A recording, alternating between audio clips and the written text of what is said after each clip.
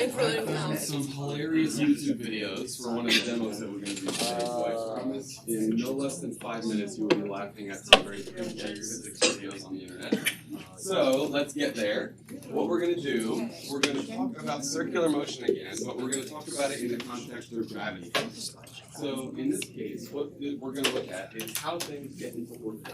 So if something's moving in an orbit, just like Newton was thinking when he did his, remember when we derived, based on Newton, what Newton had in his toolbox, how did he get his gravity? One thing was to look at, okay, gravity must be balancing some centrifugal acceleration. So that's what we're going to do. We're going to look at the situation where we're shooting an object out. This is kind of like putting a satellite into orbit. You have to approach kind of the atmosphere with some velocity that's great enough so that it overcomes the force of gravity pushing back downwards. So essentially what we're going to have is the force of the centripetal acceleration acting against the gravitational force. So this is going to be kind of an outward force, so it's going to kind of look like this.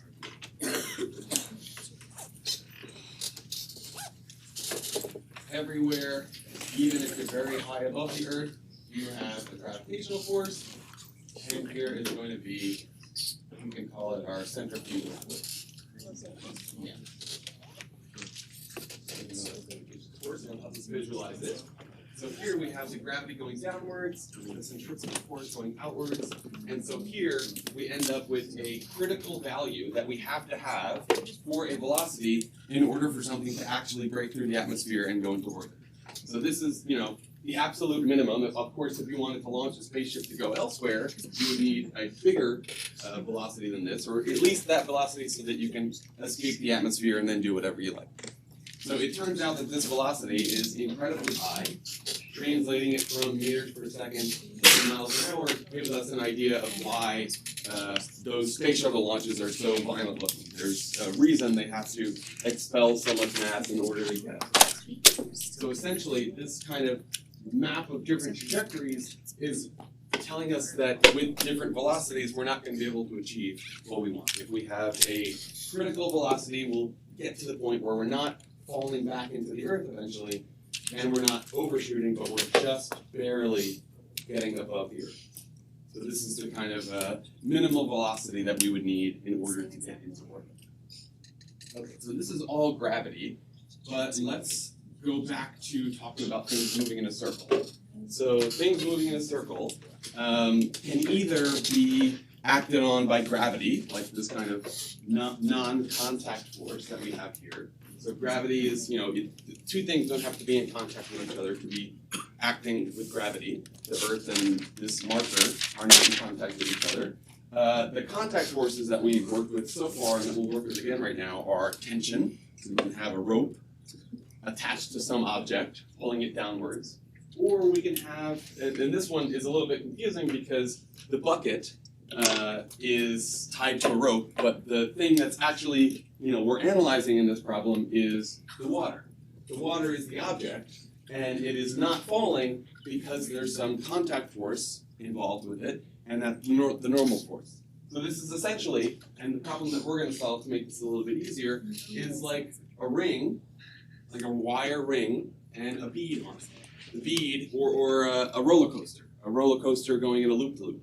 It's the same exact thing. The water is being pushed on by the bucket, the bottom of the bucket, so that the gravitational force is not going to act quick enough. So that the normal force is kind of this, a little bit of a mismatch between the orders of magnitude of the forces. So it'll be a little bit easier when we replace this figure with a loop-to-loop on a roller coaster, because then it's just one point particle and not a collection of water, and it's a little bit easier to work with. But before we get there, I have to show you some great YouTube videos. This demo is just awash with hilarious videos on the internet, and so I found some of the funniest, cringiest videos that I could find without, showing you the full video. This one is, in this video, I'll explain after. The water starts to fall out, but as long as I go fast enough, the water will not fall out. Why is this? That's our question. Go to the YouTube channel that I added on this link. Now watch the short video. That beep was in the Come video. back tomorrow with an answer. Have a great day. And yeah, so this, I don't know who that person is. Their YouTube channel is like, if that's a teacher, their YouTube channel is like super weird and like not normal for a teacher. It's like playing with Beanie Babies and stuff. And the comments on it, I didn't see a dog in the video. I didn't watch the whole thing. But the two comments are, oh, a schnauzer. Nice, I have one of those. And show this to a flat earther, which I don't know what that means. I mean, this would work on a flat earth too. And there's a comment on this one, which this YouTube channel has 3 videos that are either made by children or very weird teachers. And one of the comments on this one is just the word rubbish.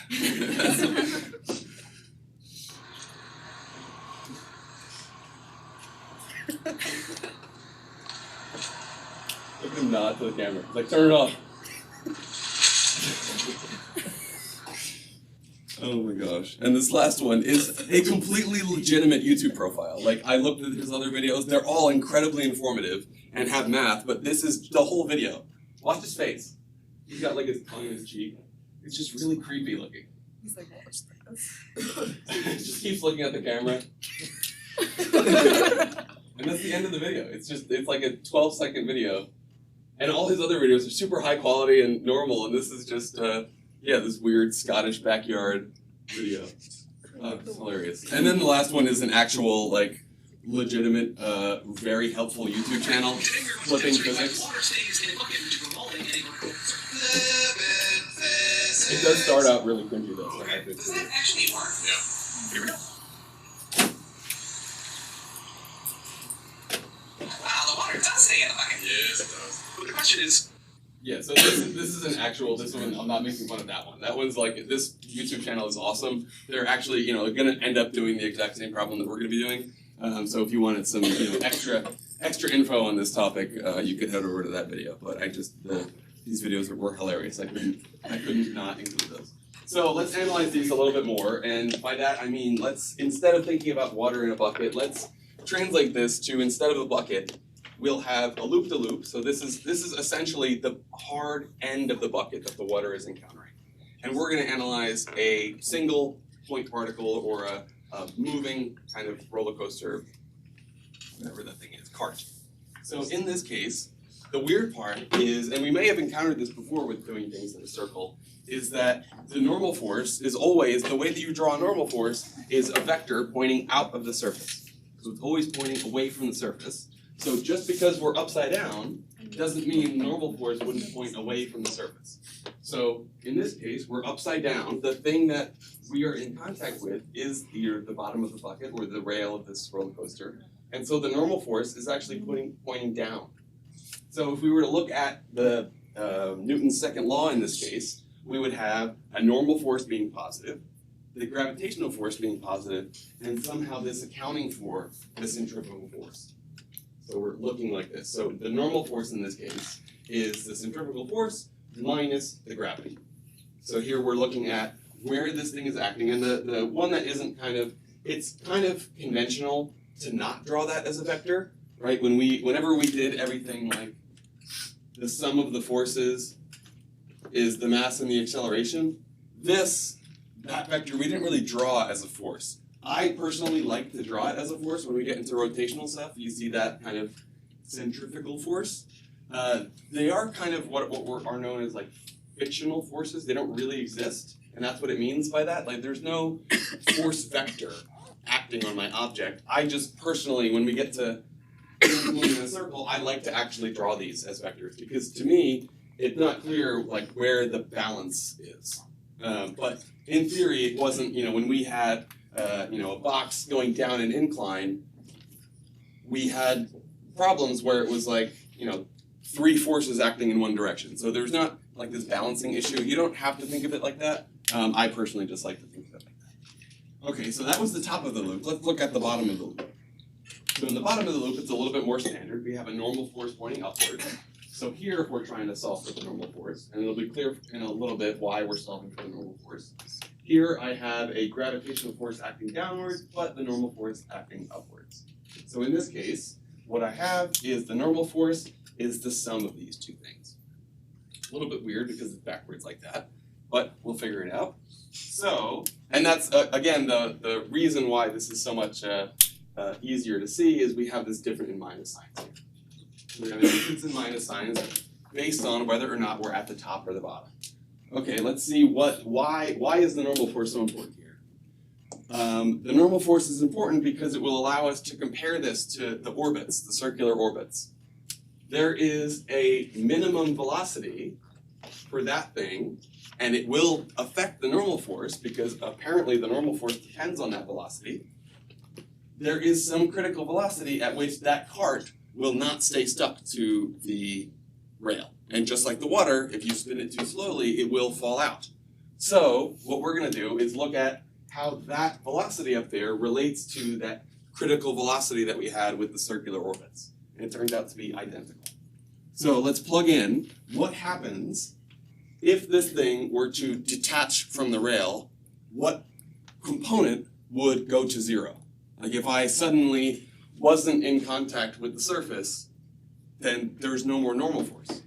So essentially what we can do to figure out when this thing falls, when the water falls, when the cart will fall off the roller coaster, it's when the normal force is equal to zero. So effectively, each of our equations will just be zero equals our variables. So at the top, we had the minus sign. So if we have this minus this, then if we set that equal to zero, we just have an equality across the equal sign. So it turns out the masses cancel, like almost all circular motion type stuff, and we end up with the exact same equation that we had for the circular orbit. So it depends on the radius of orbit and the acceleration due to gravity in the field that we're working with. Okay. Any questions on this so far before we do some example problems with it? Okay, so let's do this problem. I'll show a figure for it in just a second. So we're essentially just doing a hard example of what we were just working with. I don't mean hard like physically hard, I mean like concrete, real example. Okay, so we're given some variables. Let's draw a free body diagram for this problem. Going around from the side, I have some velocity at the top, and what we're going to do, what we noticed in the previous derivation, was it was helpful to analyze one of the points. Notably, like, it wasn't really helpful to analyze the bottom, even though that equation would have worked, because we don't fall off at the bottom. We do fall off at the top. So I'm going to draw my free body diagram from the top, because that's where things are going to fall. And in this case, instead of some object going around, I actually have a piece of string. So now the normal force is replaced with the tension force. That's it. It's the exact same problem, but it's a string holding something in a circle as opposed to something moving in a circle that's attached to some surface. Okay, so instead of the normal force pointing downwards from the object, I have a string that pulls it downwards. So it's the exact same diagram, just with tension instead of some surface. Okay, so let's set up the exact same equation that we had before. We have the sum of the forces, the tension and the gravity, and this is balancing the centrifugal acceleration, where here we have mv over r, and the r that we're working with is the length of the string, or 1 meter. All right, well, we're looking at the minimum velocity. It is the angular velocity, but we can convert to that pretty quickly. So let's solve for the regular velocity first before we do that. So if I rearrange this equation for that velocity up there, I'm going to put the L on both of these terms, so an LT and an LMG. I'm going to divide by m, and then take the square root. So I end up with a velocity that looks like this. And then this is going to look just like the equation we just derived, because in this case, it's not the normal force that goes to zero, it's the tension that goes to zero. And so this is, at least mentally, a little bit easier to conceptualize as opposed to something falling off, because you can think about the string going slack. You would actually be able to see it. Instead of just water falling, you would swing something around and suddenly the string wouldn't be a line, it would be like a wiggle, and it would have slack in it. So that would determine that the tension has gone to zero. It's the same thing as the cart falling off of the track.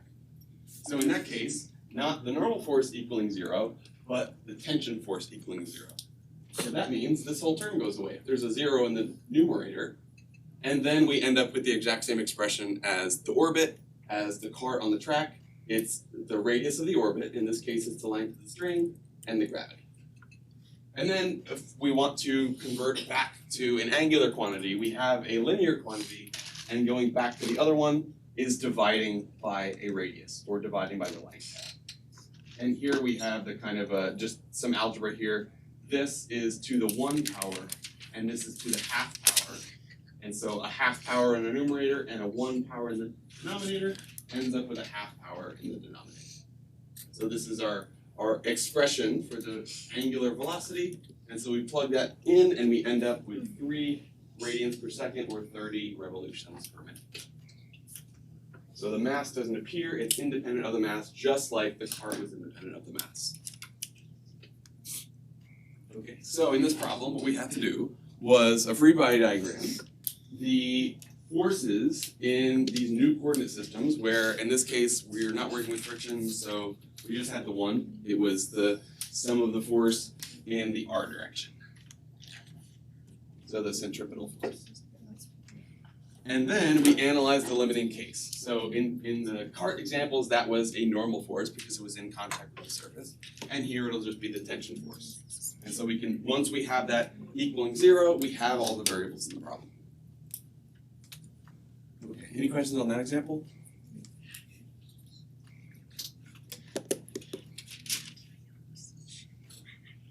Okay.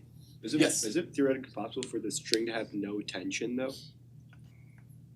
Yes, as long as this is not acting. So it can still be attached to the string. So technically there would be like, if you don't have the tension, it would look, your string would look something like this as your ball was falling. And because this is now in free fall, it's acting completely on its own. And it doesn't have any, it's almost as if you're, I'm trying to think of an example of this. If you don't have the acceleration pulling it outwards, then the string's tension isn't actually going to act. It's kind of like in a moment where a spring can't act. Like maybe there's a location where the spring is stretched, and it goes to like it's almost as if the spring passes back through its equilibrium position, and it's not exactly exerting a force at that moment. For that last problem, why was it to find that the min, isn't that the same thing as the critical velocity? Mm-hmm. So why wouldn't we just use the square root of radius times gravity? We could, yeah. We ended up with the exact same thing. So I was just deriving it to explain why the tension goes to 0. But essentially, once the tension goes to 0, it's the same expression as the radius in gravity. Okay. Because the radius of orbit now is the length of the string. Yep, so we ended up, this expression right here, that is the square root of RG. Just with R being L. Any other, yeah? Wait, could you quickly explain like the bottom part, like the radial minimum? Like why is that different? This one? Yeah, because it's like gravity over radius. Yeah, so this is, if I go, this expression here is for V. So V is RG, but the question asked me what was the angular velocity. Yeah. So that expression, I have to convert back and forth between linear and angular. Yeah. Okay. All good? Sorry. Yeah. Wouldn't the equation you got G over the square root of R, wouldn't it be like the square root of RG over R? Yes. So if we have, let me write out this one over here, and I'll explain where that comes from. Sorry, I did it verbally, but I should have added it as an equation. I'm going to separate out all these things over L. So if instead of using that symbol, the square root symbol, I can write it like that. That's what a square root means. It means taking something to the 1/2 power. And if I do the same down here, it's a 1. And then if I have two things with exponents in them, I do a minus sign. So essentially this would end up being L to the -1/2 and a negative means I just put it in the denominator. So that would be the square root of g over the square root of L, or g over L. Awesome, thank you for asking me that. I shouldn't have skipped writing that out and just saying it. So I end up with the square root of g over L instead. Okay, so one more bigger example, and then we'll move on to some pure instruction type stuff. This one is a no tension example, so it has a wire on it. And essentially what we're going to do, actually let me show you this video of it first before trying to explain what's happening with it. And this is the standard where I have to go back to PowerPoint, exit the presentation, and then go over.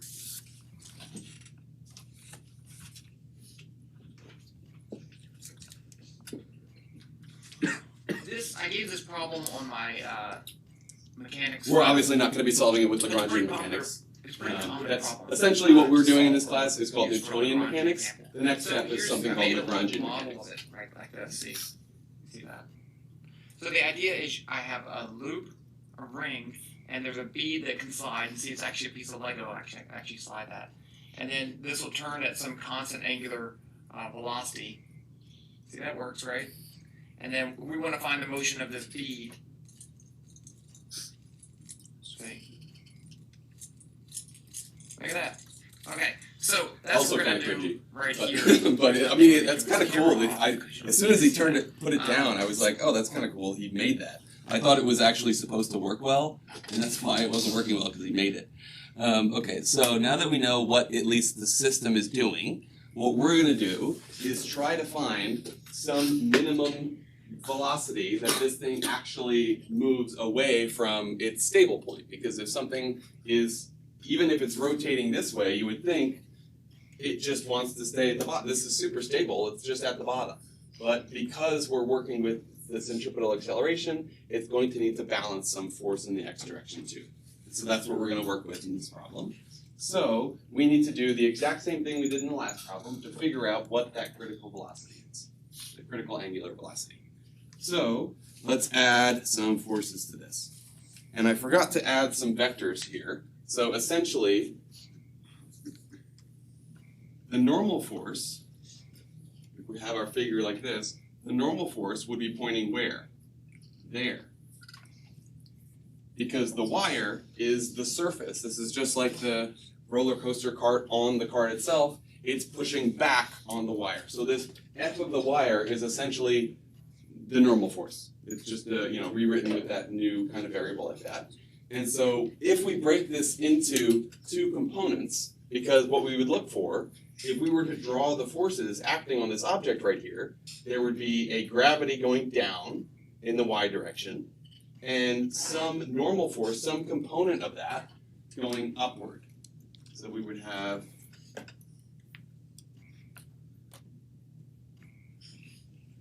in the y direction, some normal force in the x direction. I'll make a little dot on here so we're not confusing ourselves with that. And gravity going downwards, and this is going to, again, we don't, technically, most people don't draw this last vector on their free body diagram, so maybe I'll do a dot. I just like to do it so that I know that that's what I'm balancing. Here's my circular or centrifugal force.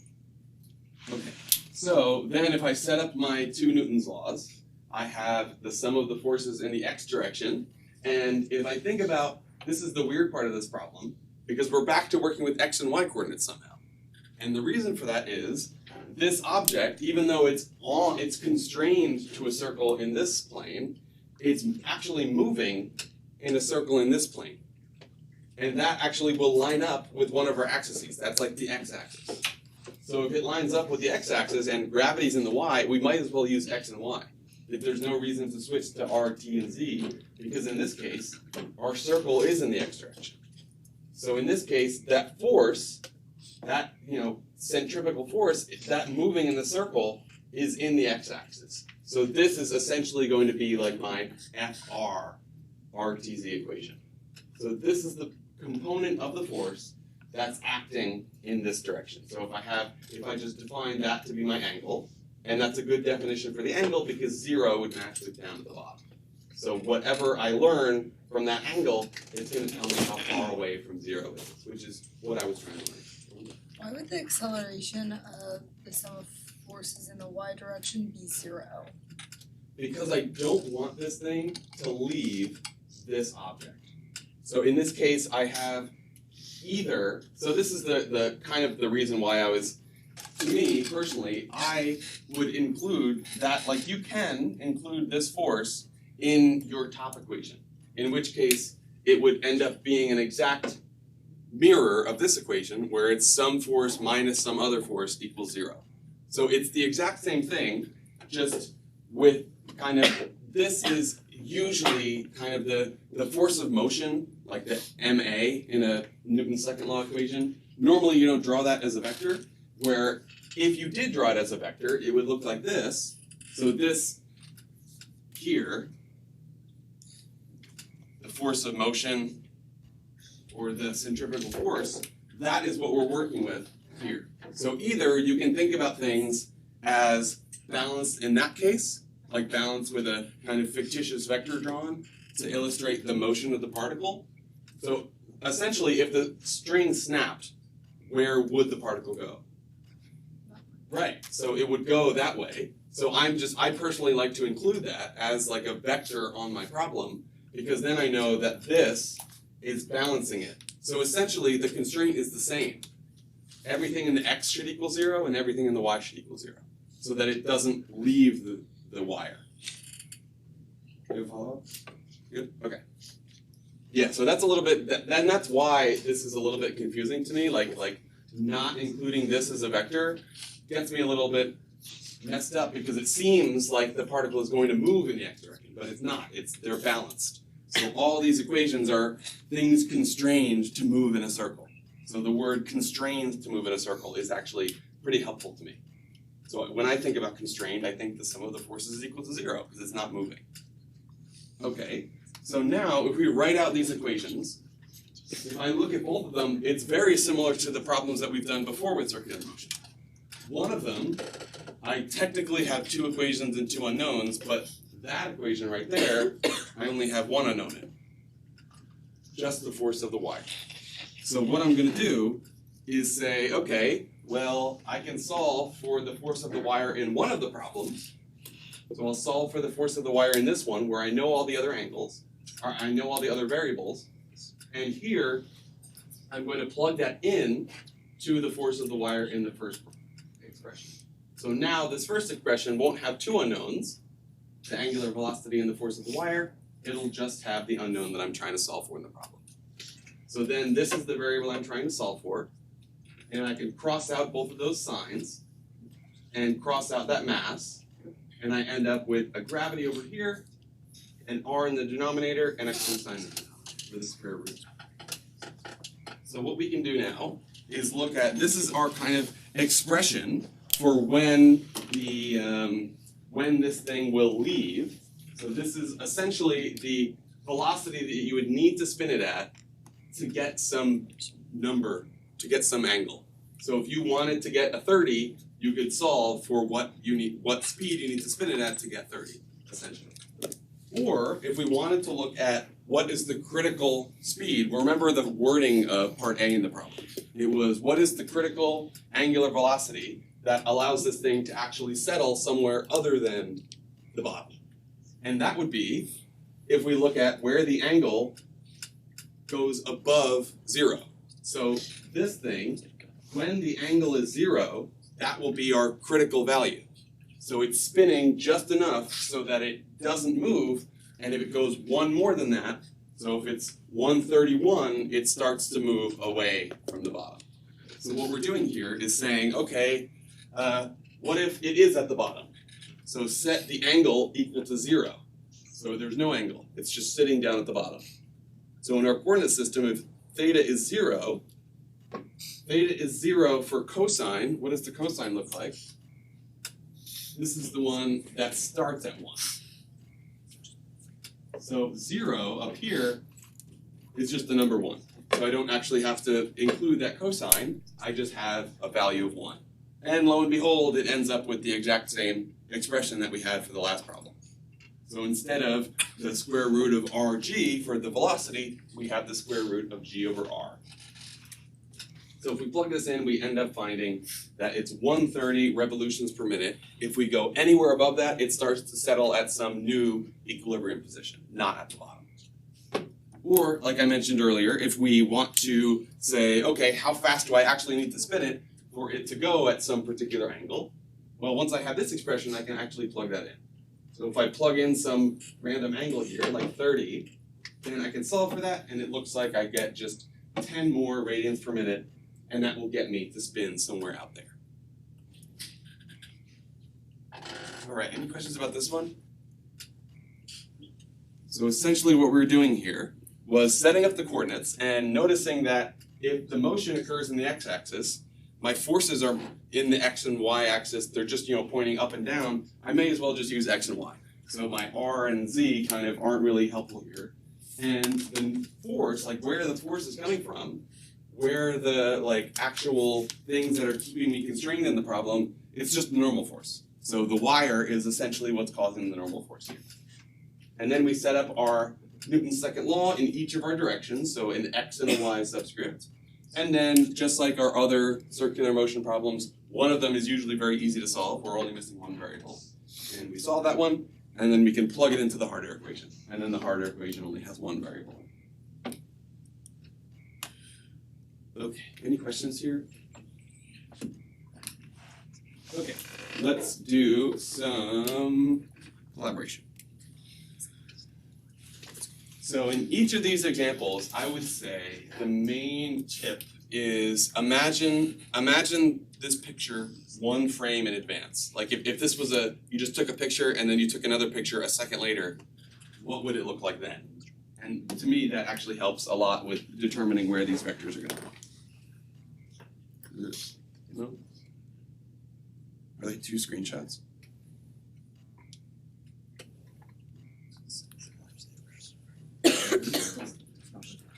It says the presentation isn't started.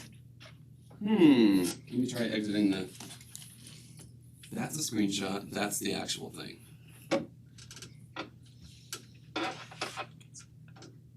Screenshot. Alright, well, I'll give you a few seconds and then we'll do another sound day.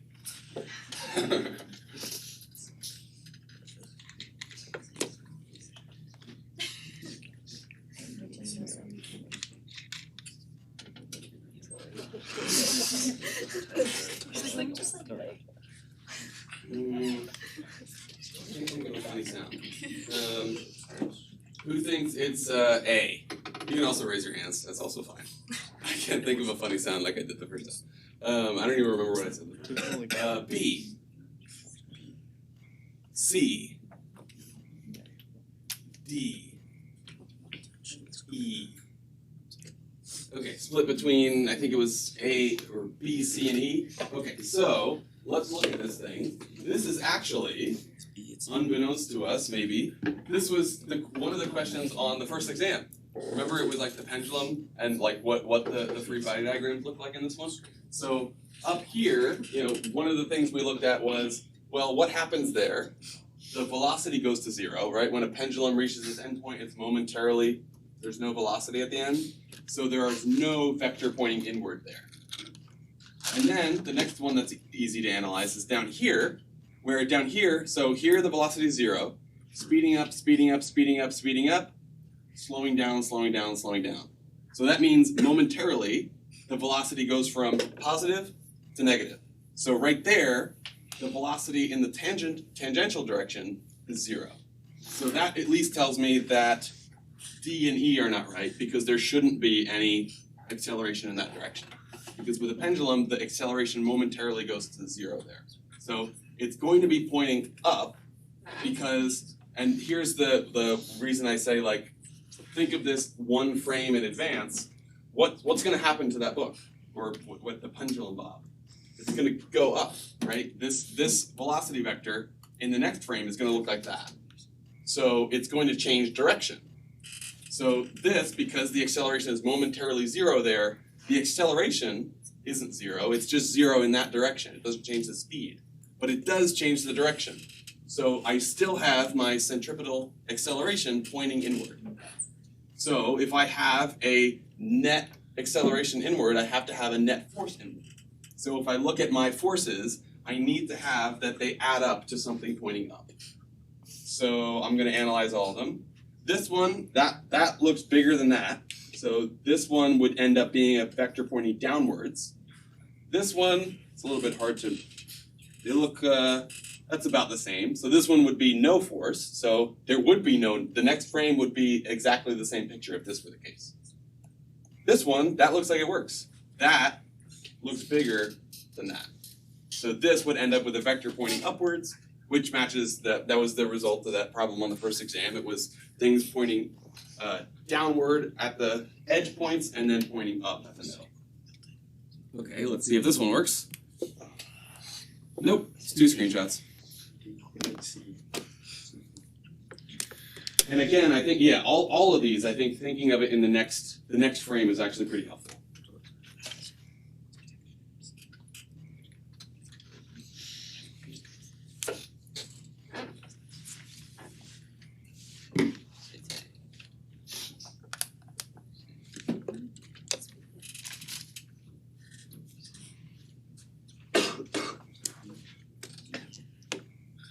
All right, who says A? B, C, D, E. Okay, so in this one, we can almost immediately go to the, what's the next frame? The next frame would be, well, this thing is gonna go down. So the velocity would go downwards if the next frame is gonna be going this way. So that means my acceleration to change that direction would be down. So I have a net acceleration downwards, I have to have a net force downwards. That one looks okay for now. That one, is that just a copy? These two look identical, they just look slightly smaller? Where's my eraser? I can't see the difference here, I have such bad depth perception. Bigger. A and B both look identical to me, so let's just say A and B are the same thing. C would be something pointing upwards, so that's not right. And here, those look pretty equal in the y direction at least.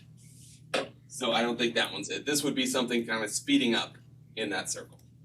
So this one, E and A seem to, or A and B, seem to work. It's something pointing downwards. But where would that force even be coming from here?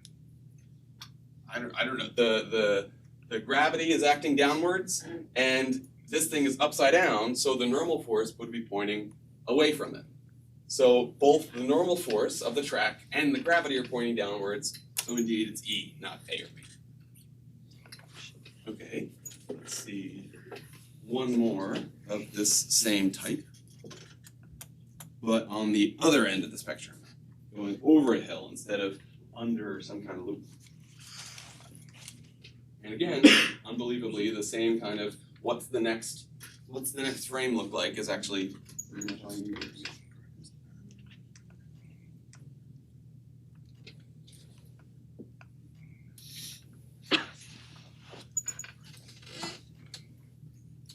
Alright, so who says E,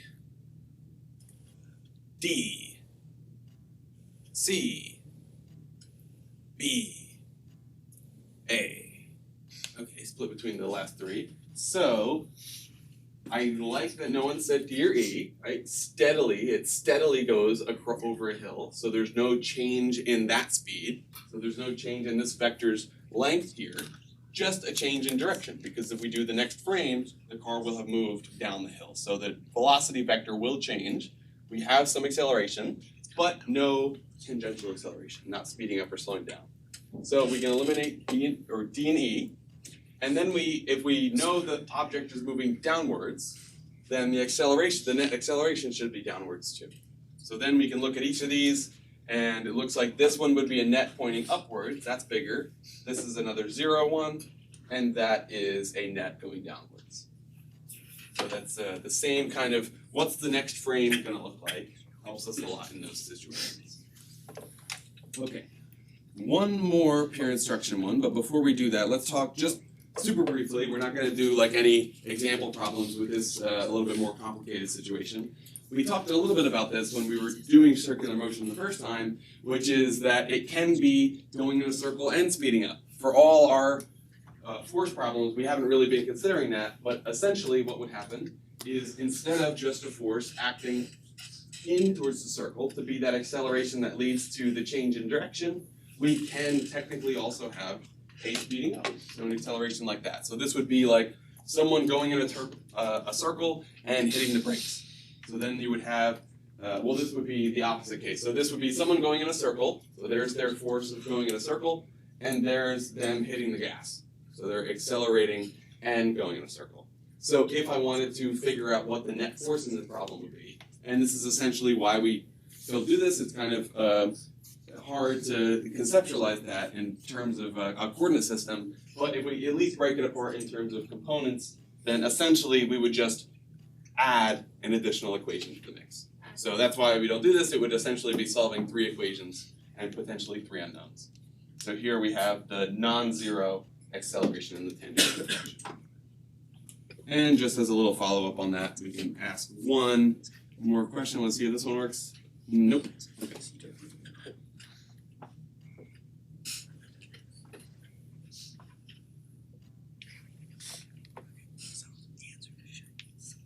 Okay.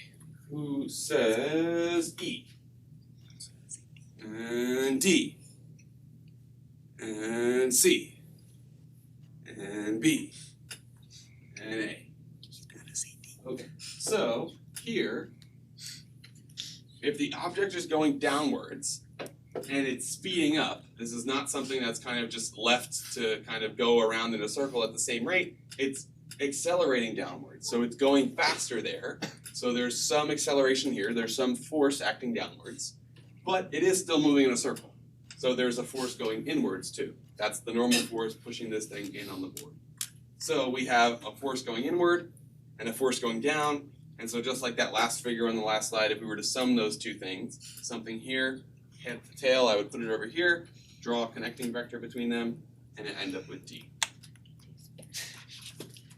Okay, that is it. That is all the topics on our exam. So I have, like I did last exam, there's a new tab on Blackboard that's like exam 2.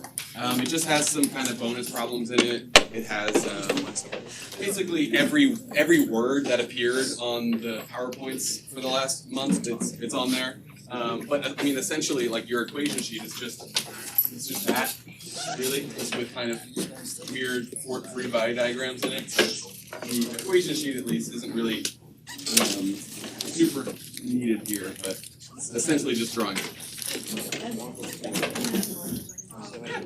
Nice, I like it. And yeah, see ya. We just had to figure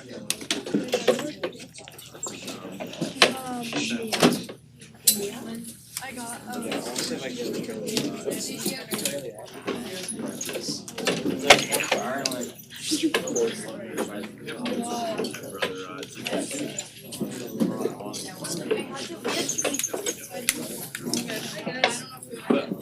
Correct me if I'm wrong.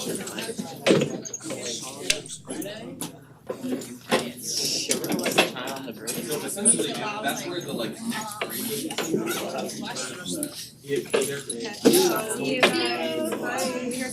There will be if we draw this at the letter frame.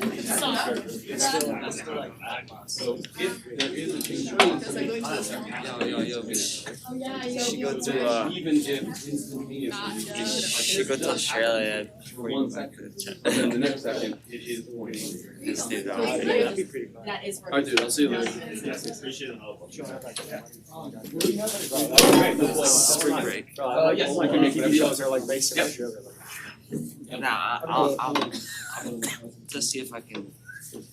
Yeah, I'm gonna see if I can go to. Then I'll see if I can get my my parents to See ya.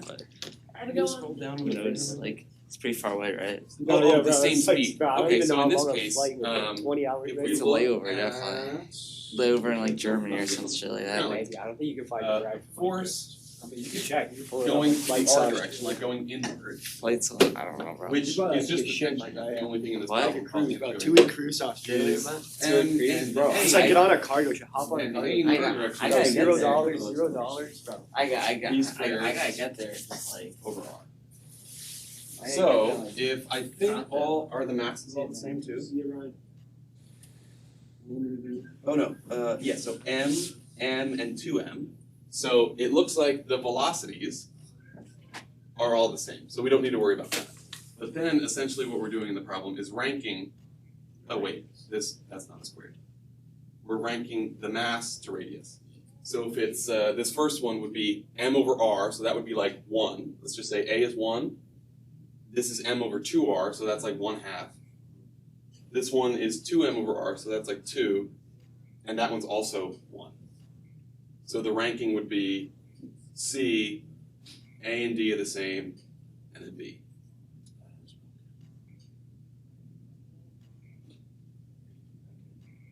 Nice. Good question, yeah. Hey. Of course. You have a question too, Jay? No, I just was gonna head up to your office hours. Is it okay? I'm just gonna work on the homework. Is that okay? I just know I'll encounter some questions while I'm working. Is that okay with you, though? Yeah, totally. I will be in a little bit moving down to labs.